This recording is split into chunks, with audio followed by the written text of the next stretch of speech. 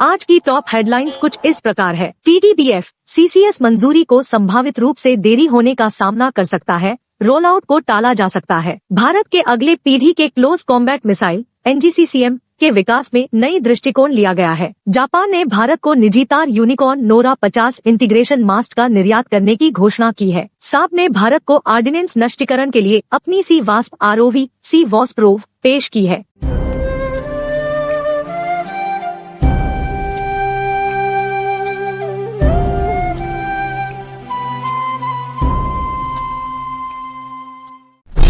TTBF CCS मंजूरी को संभावित रूप से देरी होने का सामना कर सकता है, रोल आउट को टाला जा सकता है। TTBF advanced medium combat aircraft AMCA 5वीं पीढ़ी कार्यक्रम के लिए सुरक्षा कैबिनेट समिति CCS की मंजूरी के लिए प्राथमिकता देने के कारण भारतीय नौसेना के लिए अगली पीढ़ी डेक आधारित युद्ध विमान TTBF कार्यक्रम को और विलंब का सामना करना पड़ सकता है। TTBF के लिए CCS मंजूरी की तारीख अब जनवरी 2024 या अगले साल के मध्य तक देरी हो सकती है। इससे TTBF का रोल आउट और पहली उड़ान भी 12 से 18 महीने तक देरी का सामना कर सकती है। TTBF की भारतीय नौसेना में शामिल करने की योजना को भी 2031 से 32 के परियोजनित समयरेखा से आगे की देरी का सामना करना पड़ सकता है।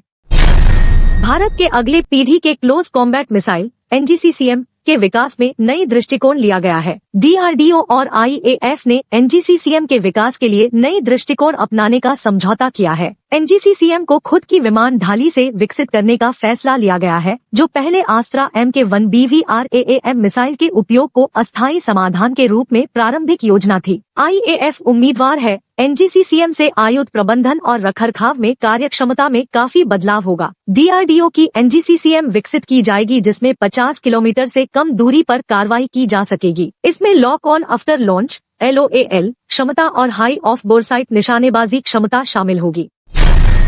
जापान ने भारत को निजीतार यूनिकॉर्न नोरा 50 इंटीग्रेशन मास्ट का निर्यात करने की घोषणा की है। भारत और जापान ने हाल ही में एक सहयोग समझौते मेमोरेंडम ऑफ कोऑपरेशन पर हस्ताक्षर किए हैं, जिसके तहत एकीकृत mast united combined radio antenna नोरा 50 के विकास के लिए सहयोग किया जाएगा। नोरा 50 एक अद्वितीय शंखाकार संरचना है, जो युद्ध सूचना संपर्क, टैक्टिकल एयर नेविगेशन TACAN और संचार के लिए कई एंटेनाओं को शामिल करती है। इस एकीकृत मास्ट का उद्देश्य विभिन्न एंटेनाओं को एक ही संरचना में समेकित करना है, जिससे रेडार क्रॉस धारा RCS को कम किया जा सके और संचार क्षमताओं को मजबूती प्रदान की जा सके। साब ने भारत को ऑर्डिनेंस नष्टीकरण के लिए अपनी C-WASP ROV C-WASP पेश की है। साब ने उपमहाद्वीपीय विस्फोटक उपकरणों के लिए विकसित रिमोटली ऑपरेटेड वाहन C-WASP पेश किया है। C-WASP ROV में वीडियो कैमरे, LED लाइट्स और वाइड बैंड सोनार है, जो उपमहाद्वीपीय विस्फोटक उपकरणों की पहचान करने में सक्षम होते हैं। यह ROV अपनी 5 कार्यक्षमता में EOD विस्फोटक या अन्य उपकरणों को निश्चित स्थान पर रखने के लिए उपयोग करता है, जो सुरक्षित विस्फोट के लिए तैयार होते हैं। यह विस्फोटक खतरों को सुरक्षित रूप से नष्ट करने के लिए एक विश्वसनीय और कुशल माध्यम प्रदान करता है, जिससे मानव जीवन की जोखिम को कम किया जा सकता है।